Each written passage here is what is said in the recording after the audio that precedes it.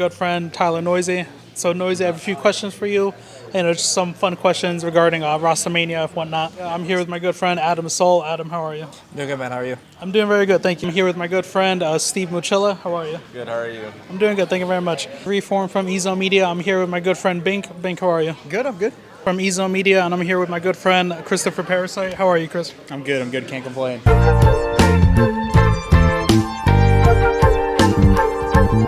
I mean, you got to say New York is the best. They're coming off a hot world champs dub, dropping Priester recently and getting Sib. I think Sib's a great player. Priest is also very good, but can't really change up too much. The best one I think would be Ultra. I think obviously Hicksy was really good for them. He's a good systematic player, but playing an Envoy, he does the same thing. I think everyone just thinks he's more talented, a bit more consistent, can slay a bit more. So I think I feel like that's the clear cut. I feel like it's the biggest upgrade any team's made this offseason. I'm going to have to go with probably a phase change. I don't think Draws going to make much of a change, and I think the best probably New York, just because the rumored is Sib, so I think that'd be a lot better. Yeah. Yeah, no, New York back-to-back champs, reigning COD champs, pretty safe option there. I think the best is probably Ultra because I think they got the biggest upgrade, but I don't think anyone had a bad change. So I wouldn't say anyone's the worst.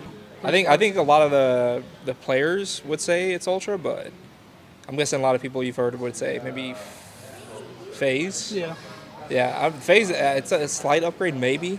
I think Austin was really good in SMD, so that's why I don't know. And Austin's leadership was also really good for them. Yeah, the whole phase, I feel like FaZe is going to have a new dynamic just on the entire team. No, yeah. But out of those four, who do you think is the worst? It's a hard question. It's a really hard one because there's not a word. Yeah. I guess you would have to say New York because they won 3 events and they made the change, but you don't really know what goes on behind the scenes with the team, so you don't know how they actually were feeling. If it was only the contract related stuff with Preston, I guess you would have to say New York just because they won 3 and they made a change. So Because Optic could be really good, FaZe could be the best. I mean, so I don't think anyone has a worse. I think the top teams are all pretty close in terms of how good they are. I mean, from a talent perspective, you probably have to say New York because this is their first time kind of being super experienced and obviously coming off of a season like that. It's hard to say that, but every other team has way more experience being a top team. It's kind of surprised that New York has even came out this season to play.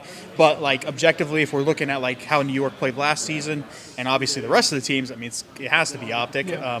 Just because obviously they haven't been the most successful team in a while, but they made some substantial upgrades in the offseason. So I'm excited to see how the top 4 plays out.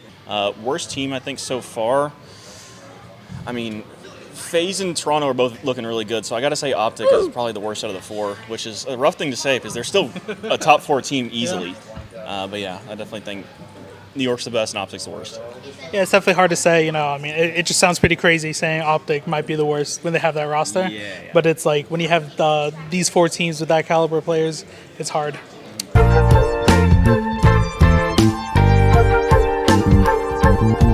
I'm putting myself in the roster. Of course. Who am I gonna play with? I'm gonna say me. I want to make sure I'm not missing anyone. Me. I'm going to go for a Parasite, Fame, Vickle, and Exceed. Yeah. Wow. Any reasons? I think it'd be a great content roster. Got led by Parasite, veteran. Oh, yeah. Just can't get around him. World champ. You can't. World yeah. champ. World champ, yeah. Definitely like the Fame pickup. Big Fame fan here. Dan.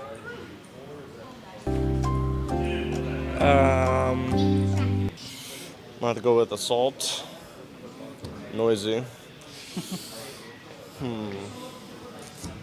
This is a hard one. Yeah, it's a hard one. I throw Parasite in there Yeah. and Exceed.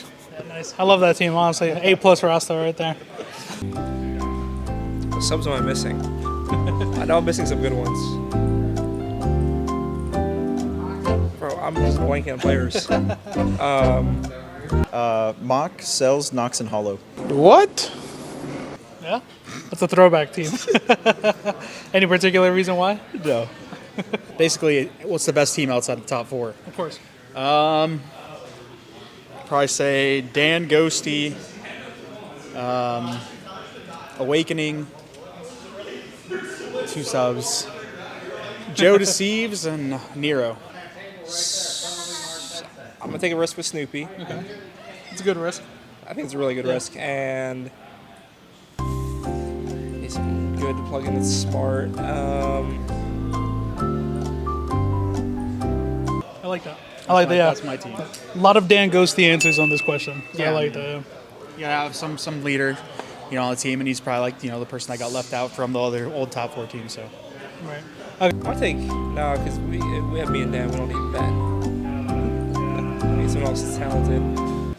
I might go Joe as well. Joe? I run it back with Joe. Okay, yeah, I like that. Joe Deceives. That'd be a lot of talent in one squad. Yeah, I'm big fans of Joe Deceives, Dan Ghosty, some good friends right there.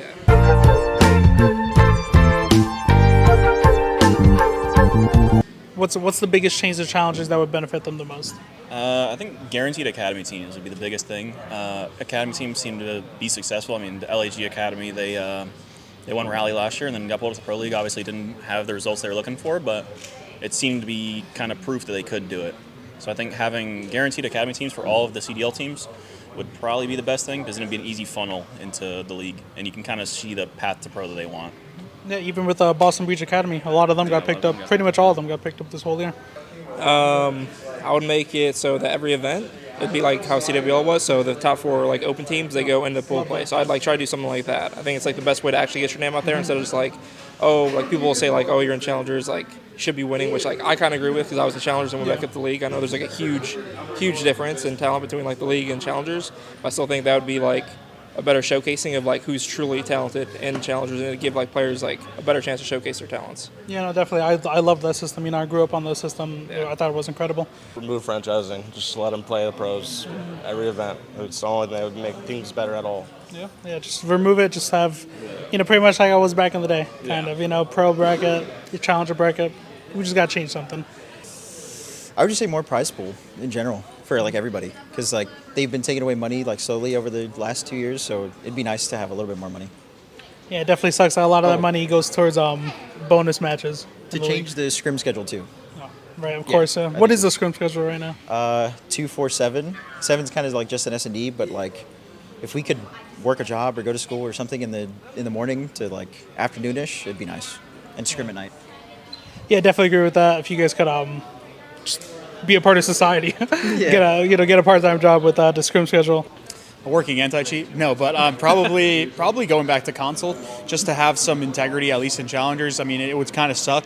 A lot of people invest in their computers and stuff like that, but at least for the challenger scene, like, it's different in the pro scene. Like, they obviously have like IT checks and all that stuff, right? Before their matches, and it's way easier to keep the integrity of the game. But in challengers, it's pretty much fucking impossible. Like, there's like 300 plus players going, competing. On top of like the random people that come in, like in the cups and stuff, you never know, right? I think enforcing console play would just minimize the amount of actual hacking you can do. So, I mean, it sucks, but I think going back to console for challengers is probably the best thing to keep the integrity of the whole scene. Yeah, I agree. Challengers never should have left console.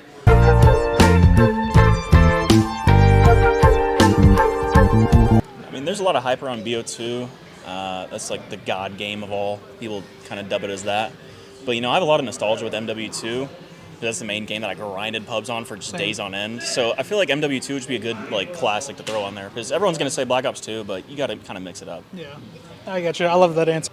It's got to be Black Ops 2. Out of all those games, I think Black Ops 2 is the most competitive, so I go with that. Maybe throw in, I don't know how they would do it, but remaster Black Ops 2, throw in some Black Ops 1 maps for some S&D or something. I think it'd be pretty good. I personally would have to go with Modern Warfare 2. I grew up on that COD. I would say it's definitely the funnest overall game, but I just think for competitive strictly, Black Ops 2. I mean, I feel like the obvious answer is Black Ops 2, but I think Black Ops 1 was such a more fun season back in the day. But obviously it would remove domination from Hardpoint, and that would probably be one of the best seasons, honestly. What would you put for the third game mode? Like, if we have Hardpoint, Search and Destroy, what's that third game mode? CTF. CTF was a part of the game. It was fun. CTF in that game actually made sense, as the maps were actually well balanced. Nowadays, it's not. Are jetpacks involved? Or just the throwbacks? I think I just saw those throwbacks in some articles I read. I would like Black Ops 1, personally. Yeah? Why? I love that game. It's just really fun. I like the FAMAS, so.